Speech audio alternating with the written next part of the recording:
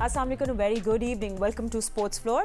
पाकिस्तान और West Indies के दरमियान टेस्ट सीरीज़ का आज डे 3 है, बट ऑफ कोर्स डे 3 शुरू होने में टाइम है। Pakistan standard time, all action will begin, but हम लोग डे 2 को एनालाइज करेंगे and what's Pakistan position right now in Tarouba test, because 2 दिन के बाद सिचुएशन थोड़ी इंटरेस्टिंग हो गई है। सबसे पहले स्कोर कार्ड पे हम नजर डालते हैं और आपको बताते हैं where we stand right now. So West Indies ने पहली इनिंग्स में 311 रन बनाए, पाकिस्तान जवाब में 199 फॉर 3 इस वक्त स्कोर है। We are trailing by 112 run, 112 run से हम लोग ट्रेल कर रहे हैं। शान मसूद 88 पे नॉट आउट, इमामुल हक ने 63 रन की फाइटिंग इनिंग्स के लिए, लेकिन दिन के बिल्कुल एंड पे बाबर आजम के विकेट पाकिस्तान के लिए वाज इट अ सेटबैक और नॉट। अब क्वेश्चन ये है, क्या पाकिस्तान कल मतलब आज फर्स्ट इनिंग्स लीड लेकर मैच अपने ग्रिप में ले लेगा, या फिर वेस्ट इंडीज़ ने taking that wicket in the last moment थोड़ा सा मोमेंटम वापस ले लिया है कि नहीं। सो मैच सिचुएशन आपके सामने, जल्दी से अपने एनालिस्ट को मैं इंट्रोड्यूस कर लेती हूँ। मेरे साथ मौजूद है पाकिस्तान क्रिकेट टीम के former captain mister Rashid Latif, मेरे साथ है test cricketer Ahmed Shahzad and test cricketer mister Sikandar Bakht. Thank you so much for joining us gentleman. Rashid भाई, आपके पास पहले आते हैं सिचुएशन आपके सामने। पाकिस्तान अभी भी 112 रन से ट्रेल कर रहा है। स्कोर बोर्ड देख के लगता है कि पाकिस्तान बिहाइंड, पर मोमेंटम देख के लग रहा है कि पाकिस्तान अहेड है। आप किसकी साइड पे हैं? स्कोर बोर्ड और मोमेंटम? आज पाकिस्तान की तरफ है। पूरा महीना हम दूसरी पार्टी में होते हैं। खैर एनीवे, कल का जो मैच था उसमें मोहम्मद अली की जो बॉलिंग थी आउटस्टैंडिंग थी। वापस आए हम 276 for 6 से, और उसके बाद 311 पे ऑल आउट हो गए। लेकिन उससे पहले एडवांटेज थोड़ा हुआ कि 9:30 बजे मैच शुरू होना था, क्योंकि टाइम बहुत ज़ाया हुआ था बारिश की वजह से। तो अर्ली मॉर्निंग शुरू हुआ तो वहाँ पे मॉइस्चर तो होगा, और एयर में स्विंग देखने को मिली होगी, और एंगल इन किया है इन्होंने, दोनों ने। खुरम शहजाद ने स्टार्ट लिया और अच्छी जगह पे बॉलिंग की है। शायद पहले दिन इतना कैरी नहीं कर रहा था, और जो बॉल बल्ले पे लग रही थी वो आगे गिर रही थी स्लिप में या विकेट कीपर के। अभी कल अगर आप देखते हैं तो बॉल ने हाथों में गई है, बॉल बहुत तेज़ नहीं गई लेकिन गई है, फ्लाई किया है बॉल। और मोहम्मद अली ने जिस तरह से बॉलिंग की है, वो रन भी नहीं दिए और बहुत ही टाइट चैनल में बॉलिंग की है, जिसकी वजह से प्रॉब्लम हुई है वेस्ट इंडीज़ को। और लग ऐसे ही रहा था 350 पौने 400 रन जो हैं वो अच्छे होंगे इस पिच के ऊपर। लेकिन काउंटर अटैक पाकिस्तान का बहुत अच्छा था, आज़ान जल्दी आउट हो गए। लेकिन कल बहुत तेज़ खेलने की कोशिश कर रहे थे शान मसूद। पहली इनिंग्स थी उनकी आफ्टर कैप्टनसी, लेकिन बहुत अच्छा नहीं खेले। शुरू के 50 रन उनके अच्छे नहीं लगे। उनकी वर्स्ट तरीन बैटिंग में मैं मेरे ज़ाती जो देखने का तरीका है उसके लिहाज से बता रहा हूँ। लेकिन नेक्स्ट 50 जो 38 रन थे ना, बहुत अच्छे किए उन्होंने। थोड़ा बहुत स्ट्रगल ज़रूर किया। मैं पहली 50 की इसलिए बात कर रहा हूँ कि हर बॉल को उन्होंने, देखें नया बॉल ना आपको सर्वाइव करना पड़ता है। हर बॉल को ड्राइव नहीं मारते, आप ड्राइव मारते तो बॉल गली की तरफ जाती थी। थर्ड मैन पे 6 बाउंड्री थी उनकी, नो डाउट 3 चौके उन्होंने लगाए मिड विकेट पे भी, लेकिन वो खेलने में, सीधे बल्ले से खेलने में कामयाब नहीं हुए। और जिसका एडवांटेज पाकिस्तान को बहुत ज़्यादा हुआ, जहाँ पे उन्होंने बहुत अच्छी बैटिंग नहीं की, लेकिन पाकिस्तान को एडवांटेज हो गया। पाकिस्तान 50 रन बहुत जल्दी, बहुत कम अरसे में कर लिए, तो फिर 100 रन। इमामुल हक ने बड़ी जिम्मेदारी से बैटिंग की है, लेकिन क्या है, जो रन का प्रेशर जो डला है वो डला शान मसूद की वजह से डला। विकटें गिर गई पाकिस्तान की 3, आखिर में आउट हो गए बाबर। टेक्निक वही पूरी ओपन हो गई, इनकी बॉडी पूरी ही ओपन हो गई थी, बहुत तेज़ बॉल नहीं थी। लेकिन अगर आप देखेंगे रीप्ले में, दोनों पाँव पंजों पे थे। बाउंस जहाँ पे नहीं है नीचे रही तो आप फ्रंट फुट पे खेल सकते थे, आपकी बॉडी ओपन हो गई, और यही इनकी प्रॉब्लम चल रही थी। लेकिन शान मसूद, अब वो पोजीशन पाकिस्तान बैटिंग की आ गई है जो पहले दिन वेस्ट इंडीज़ की थी, 196 for 3। यहाँ से पाकिस्तान एक दफ़ा बैटिंग, ये इनके हाथ में है। अब पाकिस्तान एक दफ़ा बैटिंग करना चाहता है, 400 रन करे, 450 रन करे, फिर उसके बाद प्रेशर डाल दे वेस्ट इंडीज़ के ऊपर, क्योंकि तेज़ भी खेलना होगा, क्योंकि यहाँ पर रेन अफेक्टेड मैच होगा नेक्स्ट 3 डेज, जो थोड़ी बहुत बारिश होगी। लेकिन पाकिस्तान अभी कमांडिंग पोजीशन में तो नहीं है पहले दिन के लिहाज से। अब पाकिस्तान थोड़ा सा बेहतर पोजीशन में नज़र आ रहा है इस टेस्ट मैच। सो आप ये कह रहे कि ये 340 360 तक पाकिस्तान पहुंच जाता है, सो ये मैच इफेक्टिवली पाकिस्तान का जाना 400 प्लस, मतलब 100 प्लस की लीड अगर होती है। यहाँ से देखें अभी 112 रन रह गए ना जी, तो 200 ही रन करने के बाद आपको अंदाज़ा हो जाएगा 100 से ऊपर अगर हो जाती है लीड, तो पाकिस्तान के चांसेस ज़्यादा हैं। हमने एक आध ऑलराउंडर ज़्यादा खिलाया, देखते हैं। And you know, Ahmed, I also wanted to start about Pakistan's bowling, but obviously हम पहले सिचुएशन में बात कर रहे थे और हम वापस उस पर डिटेल में बात करेंगे. Did you think कि पाकिस्तान की बॉलिंग के आपने जो डिसिप्लिन देखा है, ये रिसेंट जो हमारे ओवरसीज टूर्स हैं उनमें से कुड बी बेटर दे जो हमने पहले देखा है, क्योंकि हम लोग एक्यूरेसी से विकेट्स ले रहे थे, and that was refreshing to watch. अगर आपने ओवरसीज कंडीशंस में you want to be successful, so do you think it's the right formula that you saw? पुराने बॉल पे जी बिल्कुल. नया बॉल जो है दोनों टीमों ने अगर आप देखेंगे वो अच्छा नहीं किया है, राइट. जिसे कहते हैं 4 बॉल जो है एक कॉरिडोर के अंदर हिट करना, ना ये पाकिस्तान से हुए हैं ना ये वेस्ट इंडीज से हुए हैं, जिसकी वजह से जो है Pakistan were off to the fly. बिल्कुल जबरदस्त बात की है राशिद भाई ने. 6 चौके गालिबन जो है शान मसूद के पहले 50 में पीछे हैं, और वो फील्डर के कुछ लेफ्ट पे जाते रहे, कुछ राइट पे जाते रहे. फिर उनकी एक कॉन्टिएंट की अपील हुई जो वो सरवाइव कर गए, टावल पे लगा. फिर एक लेग बिफोर की अपील हुई जो अंपायर्स कॉल आई, वो भी उनकी फेवर में गई. और दिन खत्म होने से पहले एक और सील्स की बॉल पे उनके लेग बिफोर की अपील हुई जो कि दोबारा से उनकी फेवर में गई. ऑल इन ऑल बड़ा जबरदस्त तरीके से सम अप किया इस मैच को सो फार अभी, क्योंकि दूसरे दिन था कि पाकिस्तान की फेवर में तो चीजें गई हैं, बिकॉज वो एजेस जो थे वो बाउंड्रीज होती रही, और ये सारा कुछ 3-4-5 ओवरों के बीच में ही हुआ है. 3-4-5 चौके तो पाकिस्तान में ऑफ टू द फ्लाई है.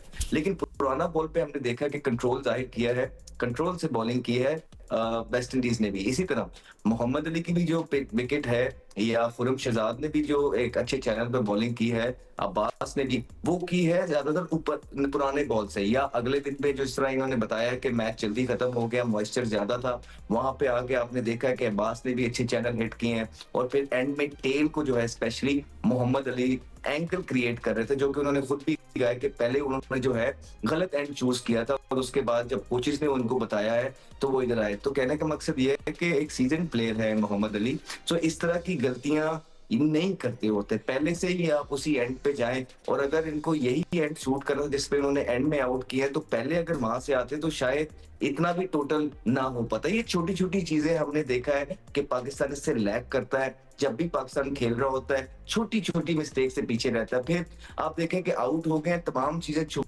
गई हैं. नहीं तो आप जब अटैक करना था, आपका लेफ्ट आर्म स्पिनर आया था, तो एक उसको निकल के पड़ी है, तो पीछे से आगा ने आवाज लगाई है कि यार इसको मिड ऑफ को पीछे ले लो. तो वहीं तो चांसेस क्रिएट होते हैं. आप बच्चे को बजाय के अटैक करवाएं, बजाय के आप उसको कॉन्फिडेंस दें, जैसे ही एक शॉट लगती है पीछे, तो ये तमाम चीजें छुप गई हैं. शान की बैटिंग के जो फ्लॉज थे वो छुप गए हैं. आप नए बॉल जो पाकिस्तान ने किया, जिस तरह वेबर तरीके से किया, वो छुप गया है. स्पिनर को जिस तरह यूटिलाइज किया डिफेंसिव फील के साथ, वो छुप गया है. अच्छी चीज ये है कि ये तमाम चीजों के बावजूद भी पाकिस्तान इस टाइम जो है कमांडिंग पोजीशन पे है. लेकिन इसी तरह की सिचुएशन में वेस्ट इंडीज भी था. जब वो अर्ली ऑन आए सुबह अगले दिन, आपने देखा कि 2 विकेट्स गिनी, गेट को ओपन हुआ और एक स्पेल लगा और बिल्कुल क्रम्बल कर गई वेस्ट इंडीज की जो टेल था. वो कुछ ज्यादा स्कोर जोड़ नहीं पाए हैं. अब यही जो पहला सेशन होगा पाकिस्तान के लिए, ये बड़ा इंपॉर्टेंट होगा. यहाँ पे पाकिस्तान को ये अपनी फेवर के अंदर लेके जाना है. और अगर पाकिस्तान 70-80 की भी लीड लेता है तो फिर आसान नहीं होगा वेस्ट इंडीज के लिए भी, क्योंकि कोई वजह है कि वेस्ट इंडीज की टीम 8वें नंबर पे है. उनके भी वही मसाइल चल रहे हैं जो पाकिस्तान क्रिकेट टीम के चल रहे हैं. इसी तरह आमिर जमाल की एक इंडक्शन हुई है अहमद बट को निकाल के, जो कि बगैर खेले ही उनकी सिलेक्शन होती है और वो बाहर हो जाते हैं. और आमिर जमाल जो है बेबेड नजर आए, एक्सपेंसिव नजर आए. अभी भी कहीं ना कहीं लग रहा है कि वो पूरी अपनी बैक नहीं लगाते हैं, क्योंकि उनको कोई इंजरी के मसाइल जरूर रहे हैं. वो शोल्डर से बॉलिंग कर रहे हैं. एक रिदम जो होता है बॉलर का वो नजर नहीं आया उसके अंदर से. 3-4 चीजें हैं, लेकिन ओवरऑल पाकिस्तान ने जो है सेकंड हाफ या दूसरा दिन जो है, आपने कल का दिन जो तमाम दिन था वो पाकिस्तान के नाम रहा है. और ये दिन अगर पाकिस्तान किसी तरीके से अपने नाम कर लेता है मोस्ट ऑफ द डे, तो पाकिस्तान के बहुत चांसेस होंगे कि ये 8वें नंबर टीम को, जो कि बिल्कुल भी कंसिस्टेंट नहीं है वेस्ट इंडीज की, इससे ये मैच जीत जाए. Absolutely, and why not. Mohammad Ali was definitely आज के हमारे हिडन हीरो हैं. वो फिगर्स उनके आपके अब दिखाते हैं. मोहम्मद अली के 4 विकेट्स, एंड अब हम लोग हमेशा बात करते हैं about all the star players, but आपको याद रहना चाहिए कि Mohammad Ali consistently domestic cricket खेलते रहे और परफॉर्म करते रहे. So we are looking for that reliable test bowler. He is not that fast, but he is shown patience जो बहुत ज़रूरी है टेस्ट क्रिकेट में. एनीवे सिको आपके पास आते हैं, थोड़ी सी हम वापस बॉलिंग पे भी शिफ्ट करते हैं. Then also talk about today's situation. Day 1 पे हमारे बॉलिंग पे भी थोड़ी क्रिटिसिज्म था. Day 2 we looked very dangerous. So how did you see the length, the accuracy और एवरीथिंग बॉलिंग पे भी आप थोड़ी एनालिसिस करते हैं हमारे. आपने कहा ना कि कोई भी वो फास्ट नज़र नहीं आ रहे थे दोनों तरफ से. कोई भी मुझे कोई 135 पर जाता हुआ नज़र नहीं आया. वेस्ट इंडीज मैंने कल का पूरा मैच कल का देखा. पहले दिन मैं सफ़र में था तो मैं नहीं देख सका, मगर कल का मैं काफ़ी पोर्शन मैंने देखा तो वो 135 पे तो कोई आया ही नहीं. तो सारों की पेस वो एक जैसी. नंबर 1. नंबर 2, पोजीशन पाकिस्तान की बहुत अच्छी है. Very good position. अगर यहाँ से अगर अब रह गए हमारे पास ये एक पेयर खेल रहे हैं, उसके बाद आपके पास रिजवान और आमिर हैं. आमिर जमाल को इसीलिए लिया गया है, जैसे भी अहमद ने बोला, मैंने पहले ही निकाल के रखा था कि 5 के एवरेज से वो ओवर करा रहे हैं. 5.40 उनकी इकॉनमी है. 15 ओवर में 80 रन दे दिए, विच इज़ टू मच. और वही बात जो अहमद ने की, मैं फिर वही कहूँगा कि इमाद भट्ट किधर चला गया, अहमद दानियाल किधर चला गया. ये वो सारे लड़के हैं जिनको लेकर आए और गायब हो गए. फिर मैं अब्बास की ज़रूर बात करूँगा कि अब्बास को जो है, मैंने पहले भी उनको, जब मैं 1-2 मीटिंग में गया, मैंने कहा अब्बास को खिलाओ. उन्होंने कहा नहीं. मैं कहा क्यों? कहते हैं कि नहीं जी, उसकी पेस सही नहीं, वो बाहर सिर्फ खेलेगा. ये एक अजीब व गरीब सी एक लॉजिक है. हालांकि नया गेंद वो विद इन द स्टंप्स करता है. उसकी क्वालिटी ये है कि विद इन द स्टंप्स नया गेंद हल्का फुल्का हिलता है, वो विकटें देता है. उनकी जगह मैं पूछना चाहता हूँ, वो काशिफ अली लड़का था या राशिद जो जी, काशिफ अली किधर गया? वो आपने क्या किया? मैं यही सेलेक्टर थे ना, इनसे मैं पूछना चाह रहा हूँ. मैंने वहाँ पर भी पूछा था उनसे कि ये काशिफ अली को आपने इंडस्ट्रियल फ़ैन वाली विकेट पे क्यों खिलाया था? उसको बेचारी का कैरियर ही ख़त्म कर दिया. अब उसका जिक्र ही नहीं है, कहाँ है वो, किधर है, मुझे नहीं पता. तो आप लोग इतनी बड़ी बड़ी गलतियाँ करते हैं ज़बरदस्ती. और ये इमाद भट्ट वाली बिल्कुल सही कह रहा है. भाई आपने लिया था तो उसको एक चांस तो देते, उसको वैसे ही निकाल दिया. पाकिस्तान की पोजीशन अच्छी है.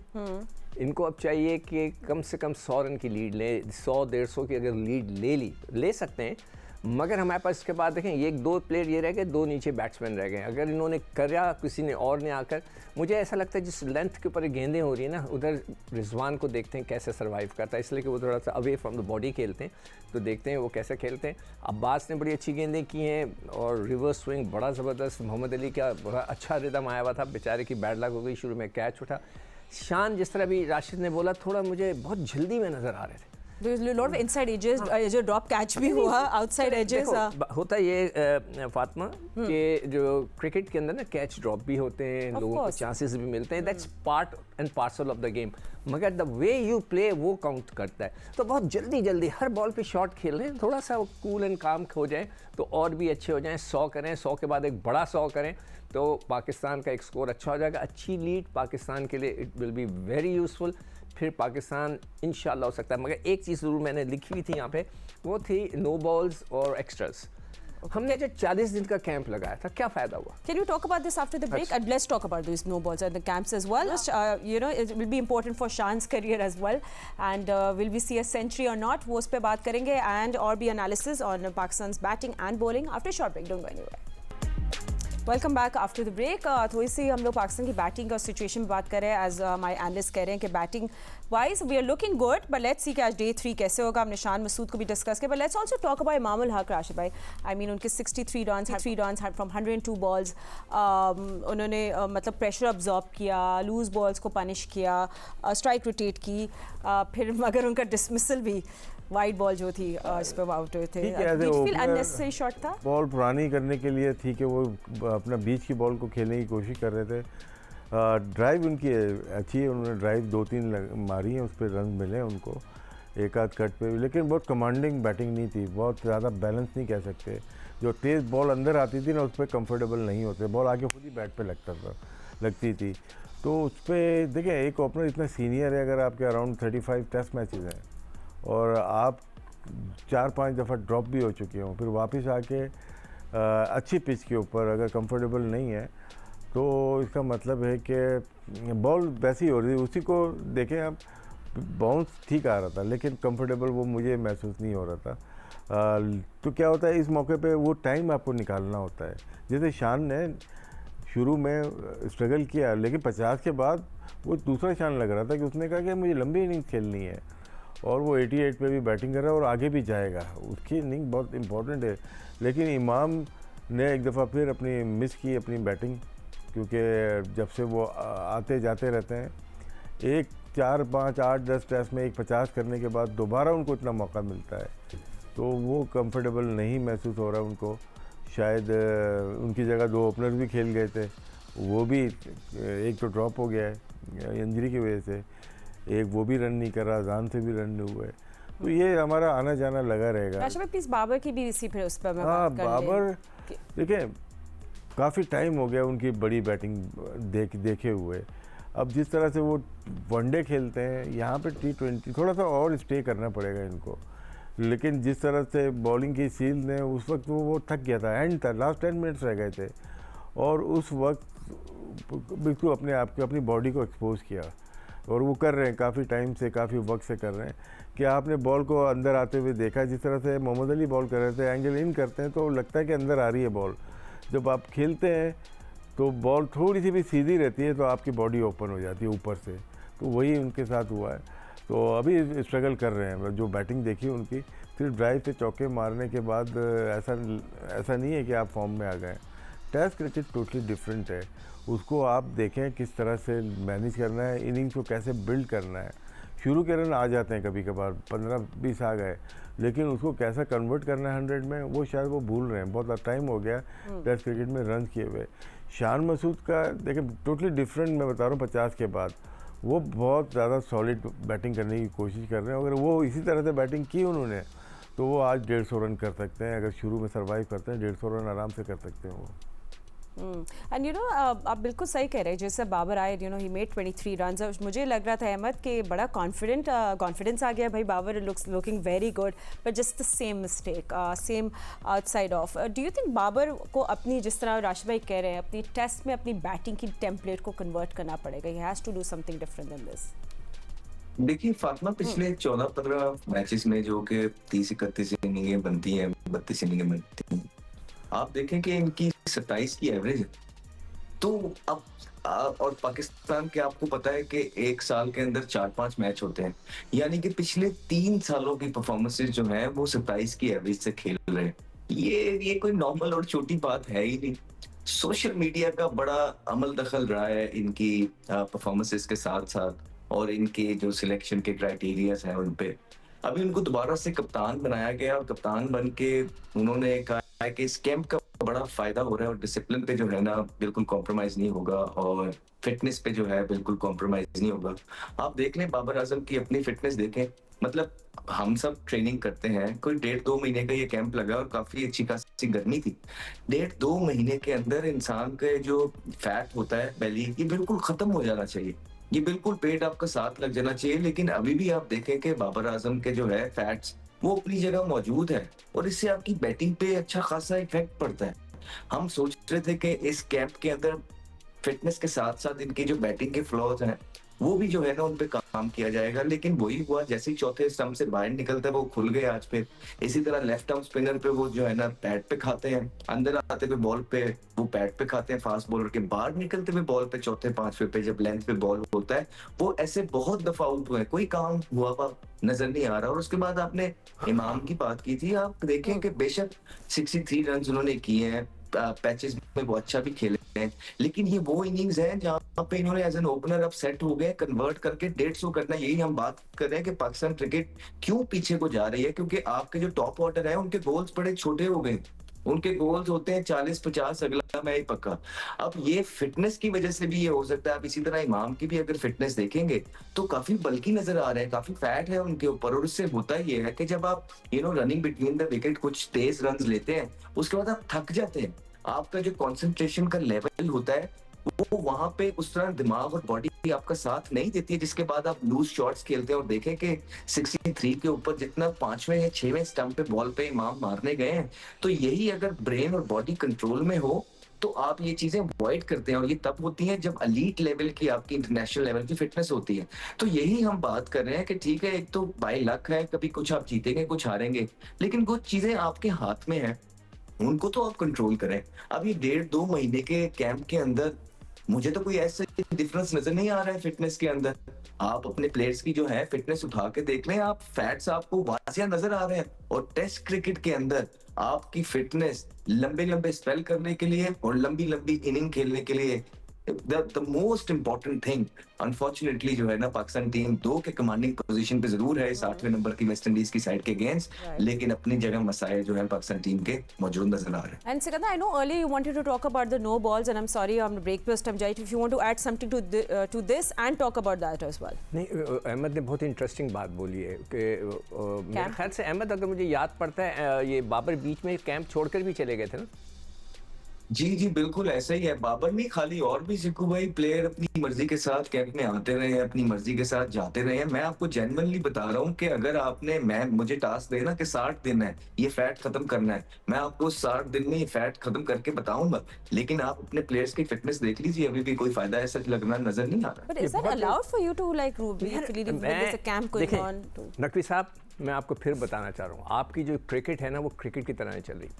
अभी ये जो कैंप लगा था, 40-40 दिन के कैंप नहीं लगते। मैं बहुत कैंपों में गुजारे हैं मैंने अपनी ज़िंदगी, तो ये मतलब बेमकसद हो जाते हैं। ये होते हैं हफ्ते का 10 दिन का, टीम बाहर जा रही है, उसमें भी कैंप में भी लड़के छोड़ के जा रहे हैं। इसी तरह आपका PSL, आपने भी फुटबॉल का वर्ल्ड कप देखा, आपने कहीं सुना कि उनका प्लेयर उठ के जो है मराकश का प्लेयर वापस मोरक्को चला गया हो और वहाँ पर जो है ना घूम फिर के अपने खाला फुप्पो से मिल के दोबारा आ गया हो? कहीं दुनिया में नहीं होता। आपका रिदम टूट जाता है। आप अपने, नकवी साहब मैं आपको ऑनेस्टली कह रहा हूँ, आप अपने PSL का स्टैंडर्ड गिरा रहे हैं। कि PSL में भी यही हो रहा था कि लड़के जा रहे थे, एक्सीडेंट कर रहे थे, फिर वापस आ रहे थे। कोई अपने पूरे के 5 लड़के दुबई जा रहे थे। ऐसे टूर्नामेंट्स नहीं होते। ये क्रिकेट की हमारे जो है ना बिल्कुल डिक्लाइन हो रहा है और ये नोज डाइव हो रही है इस वक्त। तो आपको इन चीज़ों का ख्याल रखना चाहिए। कैंप अगर लगा था, एक तो उसने फिटनेस फैट्स की बात कर दी, बिल्कुल सही कह रहा है, लड़के स्लिम एंड स्मार्ट नहीं नज़र आ रहे, वो चीज़ नज़र नहीं आ रही जो होनी चाहिए। नंबर 2, इतने बड़े कैंप पे क्या नो बॉलें नहीं देखी जा रही थी, चेक नहीं होती? मुझे इतना पता है कि सिर्फ बड़े लड़कों के ऊपर कंसंट्रेट किया जाता है। बेचारे जो छोटे लड़के होते हैं वो उनका काम ही ये होता है कि थ्रो डाउन्स करें, फील्डिंग करें, गेंदें उठा के लाएं, और लंबे लंबे कैंपों का कोई फ़ायदा नहीं होता। मैंने कहा भी था आप क्रिकेट करा लें, खैर एनीवे वो चले गए। तो ये एक फैक्टर बिल्कुल नज़र आ रहा है। बाबर की इनिंग जो है ना, मुझे लगता है बाबर को क्रिकेट के अलावा और कोई प्रेशर्स भी हैं, ऑफ द फील्ड प्रेशर नज़र आ रहे हैं मुझे, जिसके वजह से उनकी कंसंट्रेशन इतनी काफ़ी अरसे से वो नज़र नहीं आ रही। वही चीज़ पे वो आउट हो रहे हैं। तो इसका मतलब है कि उनकी में अभी जो हैं वो तो अभी एज अ किंग खेल रहे हैं। ही इज़ अ किंग, तो खेल रहे हैं। वहाँ पर भी लोग खड़े थे कि हम बाबर के लिए आए हैं, तो ये चीज़ें उनको सपोर्ट कर रही हैं। अदरवाइज़ परफॉर्मेंस वाइज उनकी जो है, अभी मैं देखता हूँ कि वो कैसा खेलते हैं। तो मैं फिर आप लोगों को PCB को कहना चाहता हूँ, ये लंबे लंबे कैंप सिर्फ जो कैंप चलाने वालों की नौकरी चला रहे हैं, मगर क्रिकेट को आगे नहीं बढ़ाएंगे। कैंप का थोड़ा सा आगे लेके चलता हूँ। देखिए इसमें फ़ायदा, कैंप में लगाने का फ़ायदा हम जैसे कोचेज़ को हो जाता है कि आपने अनाउंस कर दिया 30-35 लड़के, मैं 2 महीने खेच जाऊँगा, मुझे भी जॉब करनी है ना। और अभी चैलेंज कब हो रहा है, 4 टीम हो रही हैं, ये भी आइडिया आया हुआ है कैंप का। अब जी ये अगस्त में होगा, 4 टीम खेलेंगी, PCB इसकी टीम बनाएगा और उसके बाद उसको चूज़ कर लेंगे, वो भी कैंप में चला जाएगा। तो कैंप जो टीमें बनेंगी राशिद, बनेंगी, फर्स्ट वनडे मैच हो रहा है या वनडे प्लीज कंटिन्यू। इस पर भी मैं कुछ कहना चाह रहा हूं। ठीक है, पहले राशिद भाई कल भी अपना ब्रेक लेंगे। जो ये बात कर रहे हैं अहमद या सिक्कू भाई दोनों बात कर रहे हैं, बिल्कुल बहुत वैलिड है कि कैंप्स अब नहीं है। अब आप मैचेस, जैसे मैचेस होंगे ना, वनडे टूर्नामेंट होगा, वापस आ जाएंगे, अगस्त में होगा, 4 टीमों का, हम टीम डेवलप करेंगे, कुछ प्लेयर्स चाहिए हमें वर्ल्ड कप के लिए, तो ये फिर उनमें से प्लेयर्स निकाल के बाद में जब भी टाइम मिलेगा कैंप लगा देंगे। कैंप से हमें बहुत ज़्यादा फ़ायदा नहीं होगा, और फ़ायदा जो नो बॉल का है वो तो यह सिक्कू भाई बता सकते हैं, लेकिन कैंप छोटे रखें, लेकिन उसके ऊपर काम, प्लेयर्स के ऊपर जो वीकनेस है ना उसको आइडेंटिफाई करके उसके काम करें। जी सिक्कू, आप क्या बोल रहे थे? बोल दे आप, you can, we not going to go. क्या कुछ कहने वाला था कैंप की बात। मैं बोल दूं? हाँ बोलो। हाँ जी अहमद आप बोलते। देखें बड़ी जबरदस्त बात है, और ऊपर से आपने लगा दिया है अगर कैंप, तो उसका कोई आउटकम तो होना चाहिए ना। उसका मकसद ये है कैंप का कि आपने अपनी फिटनेस पे और अपनी टेक्निक पे काम करना है। तो आपने फिटनेस पे ऐसा 2 महीने क्या काम किया? क्योंकि फिटनेस तो आप उठा के जिन 2 प्लेयरों का मैंने नाम लिया है, बाबर और इमाम की, आप उनकी फिटनेस देखे, फैक्ट्स आपको विजिबल नजर आ रहे होंगे। फिर आप टेक्निकल एस्पेक्ट भी देखें ना। आप बाबर आजम का जो इशू चल रहा था, आप बड़ी अच्छी बात की है कि अंदर आते हुए बॉल पे किसी को भाई होता क्या है एज अ बैट्समैन, कि जब आप अंदर आते हुए बॉल पे आपको पता लग जाए कि आप फंस रहे हैं, आप अपना पैड बचाते हैं ना, तो आप पैड बचाने के लिए फिर आप इधर अपना पैड नहीं लेके जाते, जैसे चौथे स्टंप पे बॉल लगता है तो आपका ये राइट कंधा जो है ना बॉटम एंड आता है और उस पे आप खुल जाते हैं। तो यही इश्यू जो है ना बाबर के साथ, ये सबको पता है, ये हमारे कोचिंग स्टाफ को भी पता है। तो क्या जो कोचेज हैं जो हमारे कैंप के अंदर काम कर रहे थे, उन्होंने ये अभी तक इस पे क्यों नहीं काम किया? फिर आप मुझे ये बताएं कि फास्ट बॉलर्स की जब हम बात करते हैं, फास्ट बॉलर्स आए और फास्ट बॉलर्स चले गए, उसके बाद वो दुनिया में जो है ना इधर उधर T20 क्रिकेट खेलने जा रहे हैं। तो आकिब जावेद साहब कहते हैं कि ये इनफ रेड बॉल क्रिकेट या उसकी प्रैक्टिस नहीं की, तो उनको क्यों नहीं काम कर रहा और उनको यूं छोड़ा जा रहा है, उनको लंबे लंबे स्पेल या उनकी 4 डे क्रिकेट पे क्यों? फिर आप ये देखिए सिलेक्शन के क्राइटेरिया, आप कहते हैं कि डाटा जो है ना तमाम चीजों को टेक ओवर करेगा, तो आप ग्रेड 2 की परफॉर्मेंस पे आपने रिप्लेसमेंट डाल दी अब्दुल्ला शफीक को, फिर वो कामरान गुलाम कहाँ जाए? अब्दुल्ला शफीक ऑब्वियसली हमने बाबर आजम के बयान सुने हुए हैं, उनको बहुत पसंद है, फिर मिसबाउल हक के भी जो है ना बयान उसके मामले उनकी डिपार्टमेंट की तरफ से ये आते रहते हैं कि अब्दुल्ला शफीक को पसंद करते हैं, तो वो अब लेके आगे किसकी? ग्रेड 2 की परफॉर्मेंसेस पे। और जो लड़का फर्स्ट क्लास के अंदर परफॉर्मेंसेस कर रहा है या इंटरनेशनल क्रिकेट के अंदर परफॉर्मेंसेस जिसने की नहीं है, कामरान गुलाम ने, उसको कैसे जो है ना डाटा मिस कर रहा है? या हुरैरा जो एक प्रॉमिसिंग फ्यूचर आया था, एस्पेक्ट लग रहा था, जिसने परफॉर्मेंस की थी, उसको 2 मैच खिला के आपने किधर गायब कर दिया। तो ये जो वो पुराना दौर जिसकी हम बात कर रहे थे, जिससे हमने पाकिस्तान की क्रिकेट की जान छुड़ाने की कोशिश की थी, जो कि लाइकिंग एंड डिसलाइकिंग है, आप देखेंगे वो टीमें तमाम चीजें जो है ना वापस टीम में आ रही हैं और इन कैंप्स का जो बेनिफिट होने चाहिए थे, विच इज तो sorting out their techniques and their fitness, वो ऐसा जब अभी तक इस टीम के अंदर या इस मैच के अंदर हमने अपने प्लेयर्स का जब जायजा लिया है क्लोजली, वो नजर right. Take a quick break, but उसके बाद में थोड़ी वेस्ट इंडीज की बॉलिंग की बात, and last of course again आप लोगों के एक बार फिर रिमाइंडर होगा कि आप लोग प्रेडिक्शंस हमें बता दिएगा कि आप लोगों की क्या होंगी डे 3 की, but after short break, don't go anywhere. Welcome back after the break. हम लोग वेस्ट इंडीज़ की बॉलिंग पे भी बात करते हैं, but before that Sikandar, you wanted to add something, जो अभी हमारी कैंप के बारे में कॉन्वर्सेशन हो रही थी, टूर्नामेंट। देखो मैं तो कैंप के खिलाफ हूँ, लंबे कैंपों के। कैंप ये होता है कि पाकिस्तान की टीम जो है अगर वेस्ट इंडीज़ जा रही है, 1 हफ्ते का कैंप लगाएं, 10 दिन का कैंप लें, सब लड़के आगे जेलिन हो गए, मैनेजर ने, कोच ने अपने अपने चीज़ें बता दी, ये करना है वो करना है, बस ख़त्म हो गई बात। ये इतने लंबे कैंप जो है मैंने खुद देखा है, और उसमें से लड़के जा रहे हैं, कोई दुबई अपने कॉन्ट्रैक्ट साइन करने, कोई जा रहा है कोई एक्टिंग करने, कोई जा रहा है अपना इश्तिहार बनाने। ये चीज़ें नहीं होती। ये बिल्कुल ऐसी चीज़ है कि जिससे साफ पता लगता है कि वो जो लोग बैठे हैं उन्हें क्रिकेट का नहीं पता, स्पोर्ट्स में इस तरह की ब्रेकअप्स नहीं आती, फिर रिदम टूट जाता है, हर चीज़ टूट जाती है। एक तो ये बात होगी। फिर डेटा की बात कर रहे थे, डेटा तो खैर वेस्ट ऑफ टाइम मैं बहुत पहले भी कह चुका हूँ, और इसमें जो है डेटा जो है 7 बेग को मिस कर गया, गौरी चला गया, और दूसरी चीज़ें भी बहुत सारी हैं, जैसे उसने कामरान गुलाम का बताया कि भाई वो बेचारा, उसके लिए भी हमने अब्दुल्ला आ गया है ना, अब्दुल्ला ग्रेड 2 की परफॉर्मेंस पे आ गया सिक्कू भाई। हाँ, that's what I am saying कि वो मिस कर गया, अब्दुल्ला आ गया, मतलब इस किस्म की सारी ये चीज़ें हो रही हैं। मैं फिर पीसीबी से बोलूँगा, आप जब वेस्ट इंडीज चले, वो पीसीबी को क्या थक गए, उनको कान पे जू नहीं रेंगती। अच्छा सही। तो जहाँ तक वेस्ट इंडीज़ की बॉलिंग है ना, they are bowling to a good line, मगर फिर कभी कभार इधर उधर ड्रिफ्ट कर जाते हैं। तो इंटरेस्टिंग होगा, मैं देखना चाहूँगा कि रिजवान उधर उस लाइन की गेंद को कैसे। But also after getting Babar's wicket, I'm sure उनके अंदर थोड़ा सा वो हुआ होगा, कॉन्फिडेंस आया होगा, अच्छा हो गया था कि गेम खत्म हो गया, वरना और प्रेशर आता है। End of the day. अच्छा, ऑल्सो क्योंकि मैं वेस्ट इंडीज़ की बॉलिंग की बात करना चाह रही थी राशिद भाई आपसे, बट बीच मुझे एक और बात याद आ गई, अजान की मैं बात करना चाह रही थी। I am sure he is very disappointed as well, heartbroken होंगे वो भी कि उनके इस तरह स्टार्ट पे। एक लड़का, सॉरी राशिद, एक लड़का अनफिट भी हो गया ना, अब्दुल्ला फजल जी। अब्दुल्ला जी। अजान का ये है कि अच्छा परफॉर्मेंस है उसकी, तो कुछ चंद मैचेस में 60 मैचेस में 11 सेंचुरी रही है, 1 टेस्ट की और 10 की फर्स्ट क्लास की, बहुत कम मैचेस हैं, और अच्छी बॉल हो गई। थोड़ा सा आगे की बॉल ओपनर्स कभी कभार मिस कर जाते हैं, और वो बीच में से बॉल निकली, वो आउट हो गए, लेकिन अच्छा फ्यूचर है उनका आगे जाके। अच्छा कमबैक पाकिस्तान ने किया कि 1 विकेट जल्दी गिरने के बाद भी अच्छा खेलते रहे। मेरे ख्याल से अजान को पूरे चांस मिलने चाहिए, ये ना हो कि हुरैरा की तरह या दूसरों की तरह हम हटाते चले जाएं, तो उसका फ्यूचर बहुत अच्छा लगता है। ऑलराइट, और वेस्ट इंडीज़ की बॉलिंग का हम लोग अभी जो बात कर रहे थे, बॉलिंग अच्छी है, थोड़ा पीछे बॉल की, जैसे अभी अहमद ने भी कहा था, बॉल ये रेड बॉल अच्छी नहीं की उन्होंने। हालांकि बॉलर शमार जोसेफ हो जाए या कीमार रोच हैं या सीज हैं, हर कोई फ़ौरन ही राउंड द विकेट ही आ गया ना, आ गया था राउंड द विकेट। थोड़ा सा अगर अच्छी बाहर नहीं निकल रही है आपको, तो कट और फिर उसके बाद थर्ड मैन पे जो भी रन बने ज़्यादा, अगर वो over the wicket new ball करते लेग बिफोर के चांसेस बहुत अच्छे हो जाते हैं।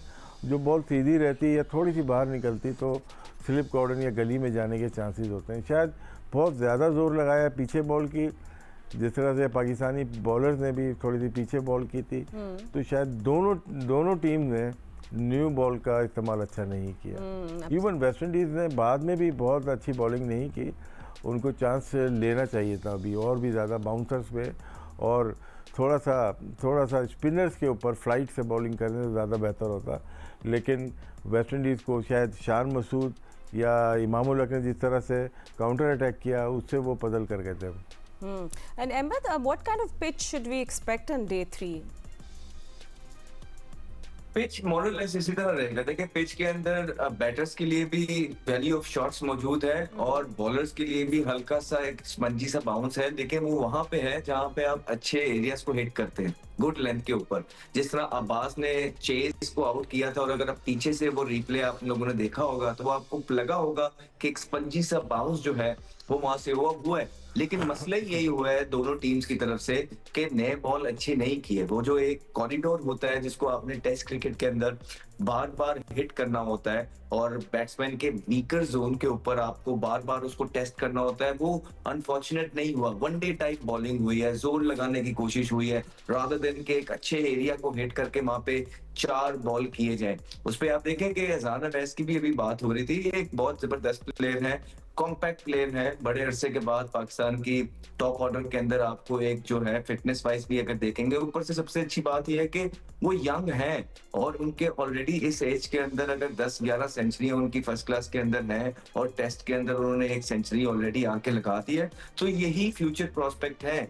खुदा ने बड़ी अच्छी बात की है कि बाकियों की तरह जिस तरह आपने कामरान गुलाम के साथ किया या आप हुरैरा के साथ कर रहे हैं या आपने हमाद भट्ट के साथ किया या आपने आसिफ अफरीदी के साथ किया और इसी तरह the list goes on and on, उस तरह इन बच्चों के साथ ना हुए। तो अब्दुल्ला फजल का भी अभी तक एक मिस्टीरियस केस है जिसकी इतनी इंजरी की नवैयत हमें कोई नजर नहीं आई। हमने रिक्वेस्ट की थी पाकिस्तान क्रिकेट बोर्ड से उसको किस तरह की इंजरी है काइंडली वो हमें बता दें, एक रिपोर्ट बता दें जिसमें उनका MRI भी हो, ताकि हम भी देख लें कि उनको हुआ है क्या नहीं हुआ। बिकॉज एक बहुत इंपॉर्टेंट फैक्टर है पाकिस्तान टीम के फ्यूचर का, और उनको इस तरह टूर पे लेके जाना और उनका इंजर्ड हो जाना, और हमें तो अभी तक ये भी नहीं पता कि उनको हुआ क्या, और उसकी जगह फिर अब्दुल्ला शफीक का आके रिप्लेस कर देना, तो ये तमाम चीजें जो है ये थोड़े से क्वेश्चन मार्क जो है अपनी जगह रेस करती हैं। सो ओवरऑल आई फील कि ये तमाम चीजें एक अपनी जगह है, फिटनेस एक अपनी जगह है, सिलेक्शन का क्राइटेरिया एक अपनी जगह है, रिप्लेसमेंट आपकी अपनी जगह है, इसी तरह the people you are leaving behind without playing them ये अपनी जगह है, ये सारी जगह अपनी है। लेकिन अभी तक दूसरे टेस्ट के या दूसरे दिन के खिताब में पाकिस्तान जो है इन सारे फ्लॉज के बावजूद भी जो है ऑन टॉप है, और होपफुली अगर हम इन फ्लॉज जिनकी हम बात कर रहे हैं इन पे भी अगर काम करें तो ये पाकिस्तान टीम की बेहतरी होगी। इसी की वजह से तो पाकिस्तान टीम 7वें नंबर से पहले 3 में जाएगी। तो आप बिल्कुल 8वें नंबर की टीम के साथ दूसरे दिन में अहेड जरूर है, लेकिन वो फ्लॉज अपनी जगह मौजूद है। ठीक है, डे 3 अब कैसा होगा? हम लोग शुरू में तो थोड़ी सी बात की थी, अब आप वापस उस पर आते हैं, रिकैप करते हैं कॉन्वर्जेशन। सिकंदर, पाकिस्तान टुडे क्या सिचुएशन होनी चाहिए? You should bat the entire day, bat till lunch, what are the numbers that should be there in the head? तीसरा दिन है ना, आज तीसरा दिन शुरू होगा, ठीक, पूरा खेलें एंटायर डे। हाँ, पूरा खेल सकते हैं तो पूरा खेलें। Why not? वो अब तो ऑब्वियसली खेल सकते हैं वाली बात है ना, कि अगर बॉलर्स ने इनको आउट नहीं किया तो पूरा खेलें। 150 की लीड हो, बहुत ज़बरदस्त हो जाएगा, then put pressure on them. फिर देखें, जब हर दुनिया की पिच जो है आखिरी दिनों में थोड़ा सा स्पिन ज़रूर लेती है।